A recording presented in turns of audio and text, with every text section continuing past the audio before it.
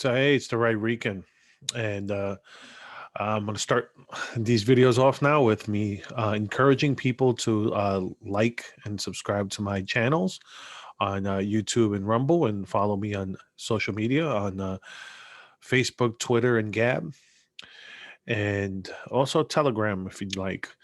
But anyways, on to the show. So today I'm going to talk about this guy, Ron DeSantis, here talking about how the GOP must fight left-wing cultural Marxism, excuse me. Now, with that being said, I'm going to start here on Wikipedia first. And here it's called The Destruction of the Four Olds. And what is this about? This is the Cultural Revolution of China. So um so here we go. So this is what I'm gonna just, 'cause I mean, there's a lot to it that I could go into more depth about, but since this is what I want to talk about, the four olds. So between August and November 1966, 8 mass rallies were held in which over 12 million people from all over the country, most of whom were Red Guards, participated. The government bore the expenses of the Red Guards traveling around the country exchanging revolutionary experiences. As the Red Guards rally in Lin Bao also called for the destruction of the four olds, namely old customs, old culture, old habits, old ideas. A revolutionary fever swept the country by storm, with the Red Guards acting as its most prominent warriors. Some changes associated with the Four Olds campaign were mainly benign, such as the assigning new names to city streets, places, and even people. Millions of babies were born with revolutionary sounding names during this period. Other aspects of the Red Guard activities were more destructive, particularly in the realm of culture and religion. Various historical sites throughout the country were destroyed. The damage was particularly pronounced in the capital, Beijing. Red Guards also laid siege to the Temple of Confucius in Shandong province and numerous other historical significant tombs and artifacts. Libraries full of historical and foreign texts were destroyed. Books were burned. Temples, churches, mosques, monasteries, and cemeteries were closed down and sometimes converted to other uses, looted, and destroyed. Marxist propaganda depicted Buddhism as superstition, and religion was looked on as a means of hostile foreign infiltration, as well as an instrument of the ruling class. Clergy were arrested and sent to camps. Many Tibetan Buddhists were forced to participate in the destruction of their monasteries at gunpoint. So why am I bringing up the cultural revolution of China? And I'm gonna go here. This is in Wikipedia, so I really, people go, oh, before people kill, the source. It's like this. Wikipedia is, as mainstream and as left as you're gonna get with sources. Um, so here's more in depth in Wikipedia about the four olds. So if some of this sounds familiar, it should be what's going on right now. Look what happened with the riots last year. I'm gonna call them riots. I'm not gonna call them protests. I'm gonna call them. Not gonna use their language, and I'm gonna call it what they were. The riots of last summer. Because if they're gonna call the riot of January 6th an insurrection, I'm gonna either call their protests riots, or their, like in Portland, there was attacking the federal court building. That could be an insurrection too. Nobody talks about all the times when they were in the courthouses, like in the Supreme Court and stuff. Nobody called those insurrections, but it has to fit a narrative. And here's so, like I said, so old, like I said, the four olds: old customs, old cultures, old habits, old ideas. So what's going on? What do they want to, what do they want to fundamentally change in this country? They want to look, they want to look at, they want to revisit the founding fathers. So that's our culture, our old ideas, our history. They want to, we're a republic. We're not a democracy. We are a republic with democratic institutions, and they want to change it. They want to change it to a democracy because democracy, there's the saying that democracy is two wolves and a sheep voting what's for dinner, and that's why we are a republic. So like that, the minority has a chance to override the majority, because just because the majority is okay with it doesn't make it a good idea. I mean, there's plenty of times in history where the majority uh, had bad ideas, and that's what usually leads to most of these wars. So, why am I going into this? Well, look at some of the stuff that was going on. Um, like I said, it said here this the cemetery of Confucius was attacked. Uh, if you read here, it'll say, history was attacked. Um, Chinese architecture were destroyed, classical literature and the Chinese paintings were torn apart. I mean, when it started with the Confederate statues, people were like, "Oh, it's just the Confederate statues. It has nothing to do, it just has to do with the Confederacy and blah blah blah blah." Then, some Republicans, in particular Trump, was like, "Oh, well, that it's going to continue. It's going to go to other, probably our founding fathers." And what went on? You had statues of Thomas Jefferson torn down. You have people talking about renaming schools named after George Washington. And like I said, streets changed and all that. Well, that's what happened during the Cultural Revolution. The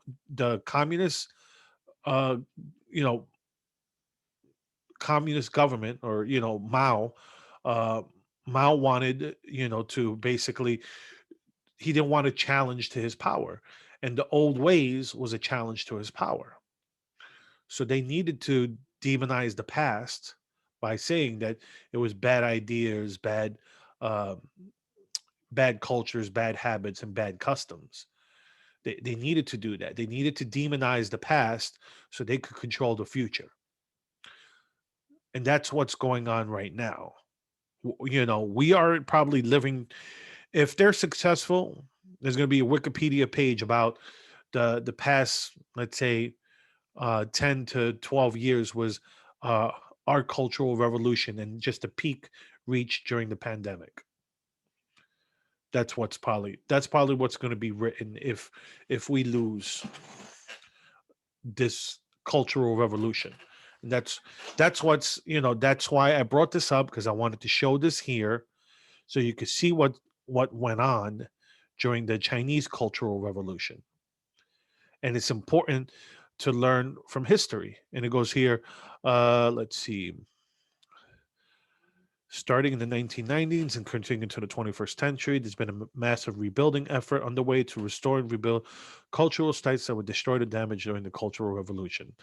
This coincided with a resurgence in interest and demand for Chinese cultural artifacts. Anyway, so after they have power and they've already, demonized their old ways, now we want to, now we could go back to, some of our old ideas, because the power is already consolidated in China.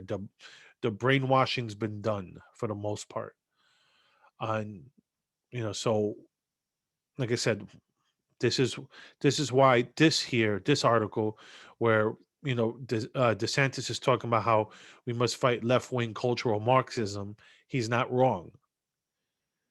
um and like I said, Trump's obviously going to run. Now, question will be this: Obviously, I don't think Pence is going to run as his vice president. I think if it's going to be anyone, it'll be DeSantis. The question is, should Trump run or should Trump run, or should Trump just let DeSantis run? That's the question. Um, Honestly, I'm more of the opinion, because I already know what's going to happen with what DeSantis is doing here, talking about fighting cultural Marxism and all the stuff that he's been doing. He's made a target on his back for the media, because the media is now, because they know he's popular across the country, they're going to start demonizing him. They already started. They started during the pandemic, because he did things differently than you know uh, their their great Cuomo, which turned out to be nonsense. That he was one of the worst, if not one of the worst, if not the worst governor during the pandemic. But it goes here. I just want to go through a little bit of the article. Florida Governor DeSantis believes that Republicans must prioritize cultural battles or risk losing the United States to cultural Marxism.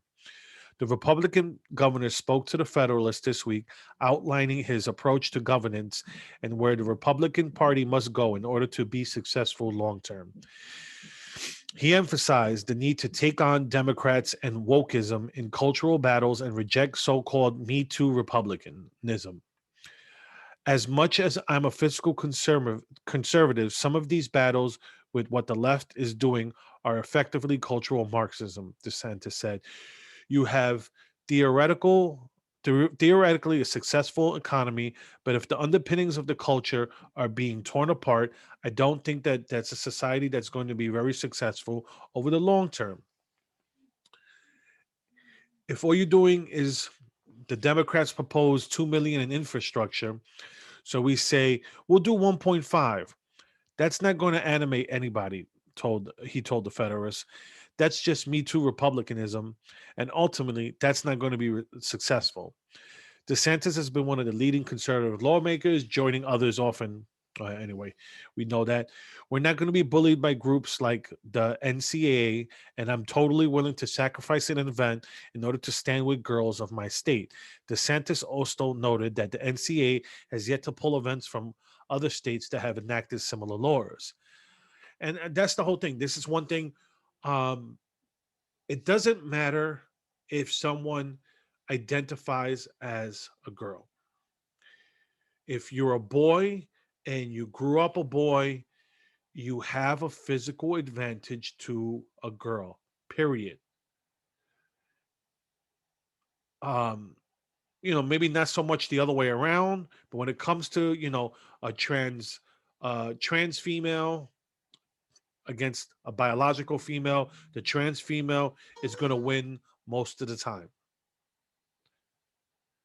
Can a woman win? Look, I mean, of course, there's, you have cases, you have the battle of the sexes in the 70s, where, there's some women that can, let's say Serena Williams could beat me easily because I don't play tennis anyway. But if you put Serena Williams against a decent man, she's not going to win. And she's admitted as such. But she's one of the most, she's probably the most dominant female tennis player of her ever. Period. I was gonna say her generation. No, period. But she would not match up well against a man. And she, like I said, she said as such. You have the same thing in basketball. That's why you don't have. That's why you have the WNBA and the NBA. Could you imagine if, let's say, um, LeBron James tomorrow said, I identify as a woman and went into the WNBA? What woman's going to stop him? He's been a man for 30 plus years. So he could go there and dominate. How many female dunkers do you see as opposed to, men? I mean, you have Spud Webb that used to dunk, and he was like 5'5" or 5'7", something like that. You had Nate Robinson 5'9", dunking. So, anyways, I don't want to make it about that. Let me just keep going. But these are battles that need to be fought. And it's like, it's not about being you taking advantage of people's compassion when you're saying it's about being inclusive. No, you're taking an opportunity away from a female. And yes, the boy may identify as a girl, but in his biology is different, and you cannot. It's we. There's a reason we separated male and female sports. Look, my heart aches for them that they want to compete, and they think they're a female. Then they have to compete with their biological sex. They're biologically male. Let them go participate with the men. As much, like I said, I mean, there's no easy answer with this, but you can't. The answer can't be to, take away opportunities for these girls, because you're talking about, let's say, high school. You're talking about sports where, let's say, if you have a trans athlete, a couple of trans athletes, guess what? Now you're taking away scholarships from these biological females that they could have went to different colleges and stuff because, uh, you know, they were outperformed by a male to female trans athlete. Like I said, it's not easy. It's not, but there's not enough of female to male transition, uh trans athletes to either make their own league or to uh give them a leg up on the woman. No, you can't. Let's say, for example, to me, I go, okay, you could participate, but you're, just to give them talk about participation trophies, but biological, the two biological females have to be one and two. You can't have, it's not fair. That's why that's why, like, college has Title IX. So, but this is the stuff that these are issues like this is stuff where Republicans have to, that has to be where they make their stand at with these type of issues. They have to. You can't you can't see the culture to um, the left. That's why I talk about, one of my issues I talk about is, like, with ending the drug war, because it's something that we can't cede it to the left. It's something that, doing that, I'm not saying doing it to pander to votes. I'm talking about doing it as for fiscal responsibility, and criminal reform, and at the end of the day, sound tax policy. Because you legalizing, especially marijuana, you legalize marijuana, that increases tax revenue all across the board.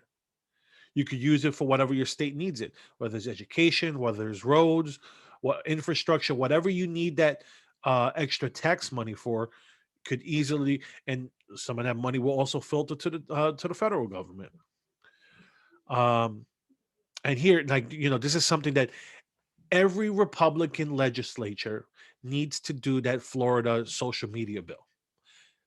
You need to do it, because Florida right now is on an island doing it by themselves. But if every Republican led legislature does this law, now you're looking at like 30, over, was it? I think it's like, let's just say more than half the states, because I'm not exactly sure right off the top of my head, but more than half the states have Republican controlled legislatures with Republican governors. So you do that, you pass these laws, you force these social media companies to stop banning right wing thought, because that's part of the culture war right there. If Republicans and conservatives and libertarians, if we can't get our thoughts across on social media, then the culture, we lose. That's it.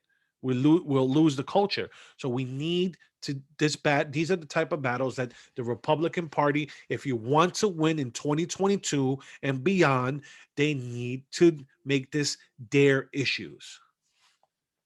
They have to make this their issues. That's the only way. That's the only way they're going to win in 2022 and beyond. Because if you do stuff like that, you put the pressure on these companies to stop with the woke nonsense. Because if you're going to penalize people for thinking differently, then they will get penalized when they try to ban these people. So I'm going to leave it there. I'm going to put a link um, to the Wikipedia page so you can read up on the cultural Marxism, and I'll leave a link to the article to the Daily Wire about what DeSantis said. But these are important issues that need to be addressed. All right. So anyway, I'm the Right Rican. You can follow, like I said earlier, you can follow me on YouTube and Rumble. Also, just follow me on social media: Facebook, Twitter, Gab, and Telegram. All right. Being said, have a good one.